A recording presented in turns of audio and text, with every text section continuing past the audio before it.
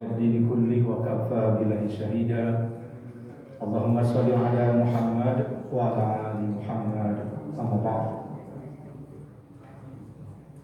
Hadirin jemaah Masjid Al-Hidayah rahimakumullah.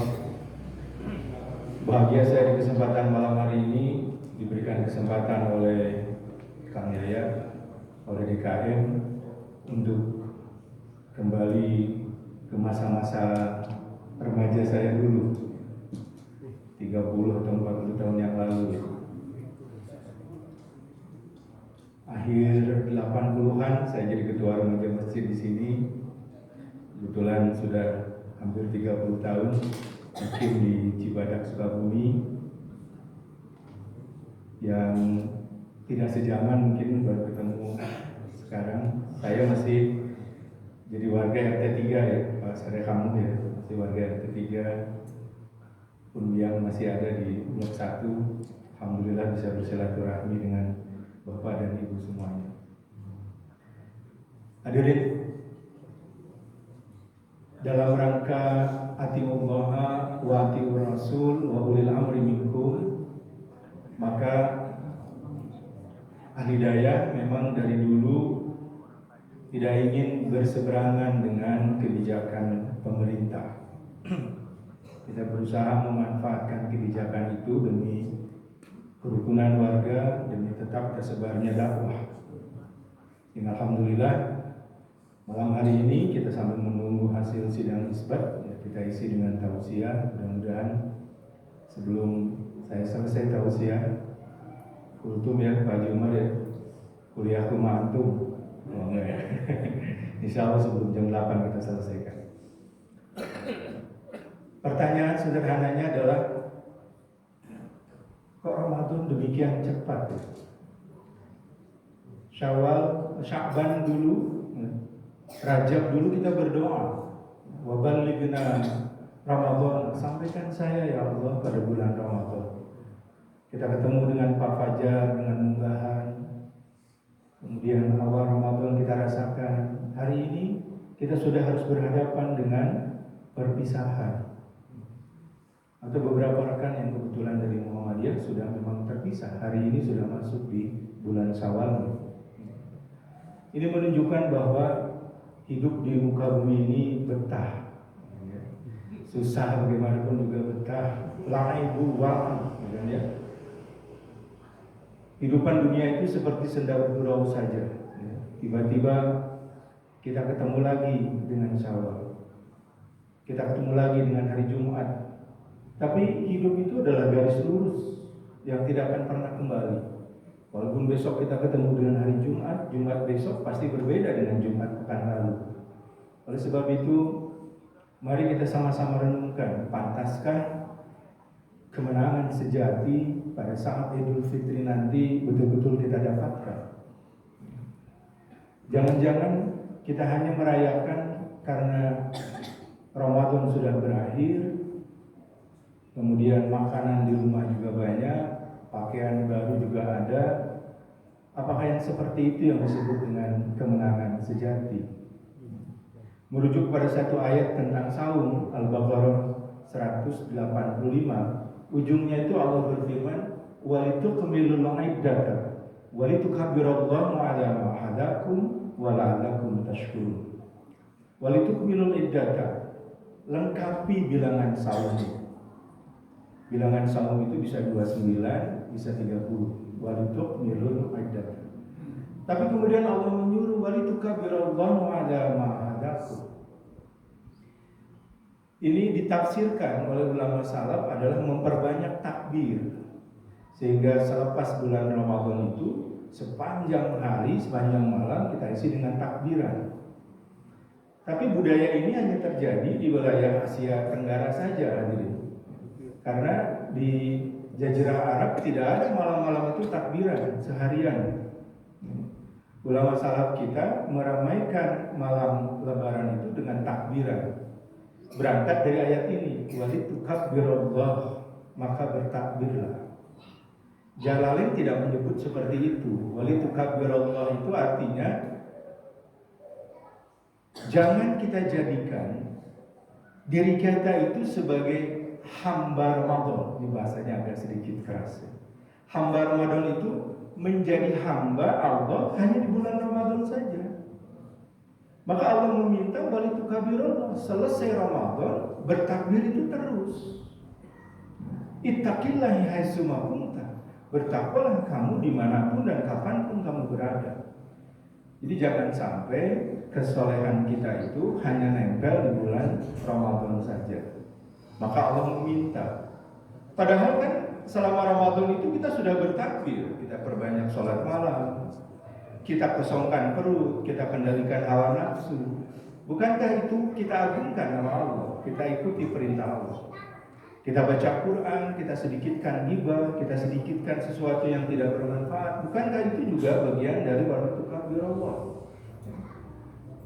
Tapi ternyata kalimat walitu kabirullah itu adalah bagaimana membawa nilai-nilai Ramadan itu kemudian terbawa di bulan-bulan berikutnya. Ada mahadaku atas petunjuk yang sudah aku berikan. Nah, ujungnya adalah wala'allakum tashkurun, agar kalian menjadi hamba-hamba yang bersyukur. Jadi hadirin, ternyata ada tujuan antara seseorang mencapai nilai derajat takwa. Kita tahu Al-Baqarah 183 diseru orang yang beriman, diharapkan ujungnya adalah takwa. Tapi di tengah-tengahnya, ini yang kadang-kadang kita tidak sadari, Allah mentargetkan kita menjadi la'allakum tashkurun, menjadi hamba yang bersyukur. Karena Allah katakan aksarun nas la yashkurun, sebagian besar manusia itu tidak bisa bersyukur. Apa buktinya? Rasul katakan a'dhamu syukri bitta'at, sesungguhnya syukur yang terbaik itu adalah peningkatan ketaatan kita kepada Allah. Ini 2029 awal Ramadan kemarin, SMRC mengungkapkan sebuah survei tentang saum. Umat Islam disurvei, ambil sampel, ternyata hanya 65% umat Islam yang akan saum dalam keadaan lengkap. Jadi masih ada 35% umat kita itu yang tidak melaksanakan saum dengan benar. Saumnya saja sudah seperti itu, Pak. Apalagi kita mencari persoalan bersyukurnya. Dan yang lebih parah lagi adalah dari umat Islam itu hanya 45% saja yang melaksanakan sholat 5 waktu dengan baik. Jadi masih ada umat kita yang 55% tidak sadar betul bahwa meninggalkan sholat itu berarti menumbuhkan kekafiran di dalam diri. Sholat itu naon? Ini tugas kita di medan dakwah. Bagaimana menyadarkan bahwa sholat itu tiangnya agama. Sholat itu adalah yang pertama kali dihisab. Sholatlah yang menentukan baik buruknya amal kita. Kualitas syukurnya saja sudah seperti itu. Padahal ciri orang yang bersyukur itu adalah orang yang meningkatkan ketaatan kita kepada Allah. Hadirin rahimakumullah. Kemudian ada tujuan lain. Kalau kita runut 183 sampai 187 ayat tentang saum, terselip satu ayat yang seolah-olah ayat itu tidak ada hubungannya dengan saum. 186. 187-nya bicara lagi tentang saum, yaitu dihalalkannya hubungan suami istri di malam hari pada bulan Ramadan. Tapi 186 Allah berfirman, wa idza sa'alaka ibadi anni fa inni qarib ujibu da'watad da'i idza da'a. Wahai Muhammad, apabila hambaku bertanya kepadamu tentang aku, fa inni qarib, katakan olehmu bahwa aku ini dekat. Ujibu da'watad da'i idza da'a. Aku akan kabulkan semua doa apabila mereka berdoa kepadaku. Sepertinya ayat ini tidak ada hubungannya dengan saum. Padahal sebetulnya inilah akhlak dari saum. Kita tahu saum itu adalah ibadah sir, ibadah yang tidak diketahui oleh siapapun. Kiri kanan kita tidak tahu apa kita saum atau tidak. Apa kalau kita jalannya lemas, bibirnya kering, matanya belok, gitu ya, ucep, kicep, wah saumnya khusyuk kan enggak? Apa kita kalau kebetulan di bulan Ramadan jak-jak waringkas lari ke sana kemari, mau hebat ke saum kan enggak begitu. Saum itu ibadah sir. tidak tahu. Bahkan kalau kita berwudu di saat duhur, masukin airnya 3 kali, tapi meludahnya bisa lebih 5 kali, Pak, karena khawatir air tertelan, meludah lagi. Saking kita sadar betul bahwa Allah melihat apa yang kita perbuat. Saum mengajarkan kita menghadirkan Allah. Fa'inil qarib, aku ini dekat. Bahkan dalam Al-Qaf ayat katakan, nahnu aqrabu min ilaihil hari. Aku ini lebih dekat dibandingkan dengan urat lehermu sekarang. Jadi seorang yang melaksanakan saum, yang mengikuti Idul Fitri sebagai seorang yang menang adalah mereka yang membawa Allah dimanapun dia berada. Rabbukum a'lamu bima fi anfusikum. Allah tahu apa yang bergetar dalam hati kita. Mungkin kita seringkali membangun image bahwa kita sebagai orang yang soleh, sebagai suami yang setia, sebagai anak yang berbakti pada orang tua lewat media sosial. Hari Ibu kita posting bagaimana kita hormatnya sama ibu. Padahal sehari-hari perintah ibu diabaikannya. Pada saat Ramadan, kita masuk ke masjid taraweh, posting dulu, selfie dulu, gitu kan ya. Taraweh, cekrek, memasuki rakaat kedua, cekrek. Masa sholat sambil foto, gitu. Jadi kadang-kadang kita berusaha membuat medsos itu kita seolah-olah soleh. Tapi ketika kita berada dalam kesendirian, apakah kesolehan itu ada? Ini yang kita khawatirkan, hadirin. Dalam sebuah hadis, Rasulullah pernah berdialog dengan seorang sahabat. Sahabat saat itu Sauban, dikatakan oleh Rasulullah, wahai Sauban, kalau ada datang seorang di antara kalian, bahkan banyak, kata Rasulullah, dia bawa dengan amalan yang segunung, amalannya sangat banyak. Kemudian kata Rasulullah, amalan yang demikian banyak itu tidak lebih seperti debu yang berterbangan. Haba'an mansura, terbang begitu saja. Sahabat kemudian bertanya, ya Rasulullah, katakan kepada saya bagaimana caranya agar saya tidak tergolong dalam golongan orang-orang yang seperti itu. Apa cirinya ya Rasulullah? Cirinya itu orang yang selalu taat dalam keramaian tapi khianat dalam kesendirian. Jadi di depan orang-orang terlihatnya sebagai orang yang soleh, orang yang taat kepada Allah. Tapi ketika dia sendirian, maka maksiat menjadi sesuatu hal yang biasa. Ketika jabatannya diutak-atik demikian rupa untuk memperkaya dirinya sendiri, kewenangannya dia buat untuk membuat dirinya jadi kaya. Atau dia dengan sangat gampang, HP yang dia miliki menjadi sumber kemaksiatannya karena tidak ada orang yang melihatnya.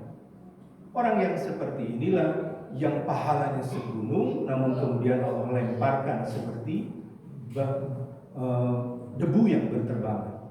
Oleh sebab itu, di sisa-sisa Ramadan kali ini, mari sama-sama kita renungkan, hadirin. Jangan sampai Ramadan itu berlalu seperti Ramadan-Ramadan terdahulu. Setidaknya malam ini kita coba merenungkan hal apa yang bisa membuat kita lebih bisa menghadirkan Allah dalam kehidupan kita sehari-hari. Bukankah ketika qabla subuh Bilal bin Rabah datang menemui Rasulullah di masjid, terlihat Rasulullah matanya basah. Bilal kemudian bertanya, ada apa ya Rasulullah sehingga engkau menitikan air mata? Baru saja datang ayat, wahai Bilal. Aku khawatir hambaku tidak bisa melaksanakan ayat ini. Bagaimana ayatnya? Kemudian Rasulullah membacakan Quran surah Ali Imran ayat 190. Kemudian setelah disimak, lillahi ma fis samawati wal ardi wa ikhtilafil laili wan nahari la ayatin li ulil albab. Pergantian siang dan malam, penciptaan langit dan bumi itu hanya menjadi bahan pelajaran bagi orang-orang yang berpikir. Bilang-bilangnya ayatnya biasa saja. Lanjut ke ayat berikutnya 181. Alladzina yadhkuruna Allaha qiyaman wa qu'udan wa 'ala junubihim. Ternyata bagian ini yang beratnya. Karena banyak di antara kita yang tidak ingat Allah ketika berdiri, ketika duduk, dan ketika berbaring. Tidak bisa mensyukuri ayat-ayat Allah itu. Itulah yang menyebabkan Rasulullah khawatir hambaku nanti itu tidak ingat Allah. Di atas sejadah kita ingat Pak, tapi ketika berdiri beraktivitas dalam pekerjaan, dalam berdagang, bertijarah, kadang-kadang kita terlalu membawa ego sendiri. Seorang guru kadang-kadang menganggap siswanya tidak punya kemampuan apa-apa. Seorang dosen menganggap mahasiswanya adalah biasa saja. Tidak ada proses penghargaan itu. Seorang pengusaha dengan sangat entengnya melecehkan para pegawai. Padahal sesungguhnya itu semua hanya jabatan sementara saja. Oleh sebab itu, di atas sejadah kita ingat kepada Allah, tapi di luar itu kita juga membawa Allah itu kemanapun kita berada. Ini yang berat hadirin. Saum mengingatkan kita itu lagi, karena fa'inil qarib itu intinya adalah muraqabah, merasa Allah mengawasi kita, merasa Allah melihat kita, sehingga apa yang kita perbuat harus kita pertanggungjawabkan. Tapi makna yang lebih besar lagi hadirin, fa'inil qarib itu menunjukkan bahwa Allah hadir pada saat kita dalam keadaan susah. Allah dekat dan pasti menolong kita pada saat kita ditimpa musibah. La tahzan wa la takhaf, innallaha ma'ana. Jangan takut, jangan ragu, Allah bersama-sama dengan kita. Oleh sebab itu, seorang yang melaksanakan saum dengan benar, dia akan berhati-hati dan hidupnya akan penuh dengan optimisme. Demikian saya kira bisa sampaikan, mudah-mudahan bermanfaat. Nasrul minallah wa fathul qarib wa basyiril mu'minin. Assalamualaikum warahmatullahi wabarakatuh. Waalaikumsalam warahmatullahi wabarakatuh.